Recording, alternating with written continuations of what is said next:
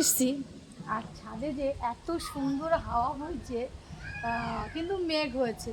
কি বলো তো, দিন চলছে মানে মেঘ, পুজো কালকার দিন একটু আনন্দ ফুর্তি করবে তো। যাই হোক, কালকে দুপুরের পর থেকে বেশ একটু ভালোই দিয়েছিল, সবাই আনন্দ ফুর্তি করেছে।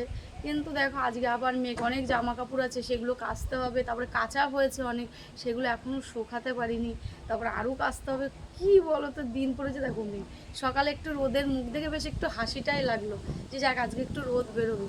কিন্তু সেই দেখো এটা, কিন্তু দারুণ হাওয়া তো আছে। বাহ বাহ, দারুণ লাগছে হাওয়াটা। আর আমার ঘরের ফ্যান খারাপ হয়ে গেছে, এই কারণে আমি ছাদে এসেছি একটু হাওয়া খেতে। কি ভালো লাগছে না? আমার খুব ভালো লাগছে, দেখো কত হাওয়া বইছে। আর হাওয়া দেখো,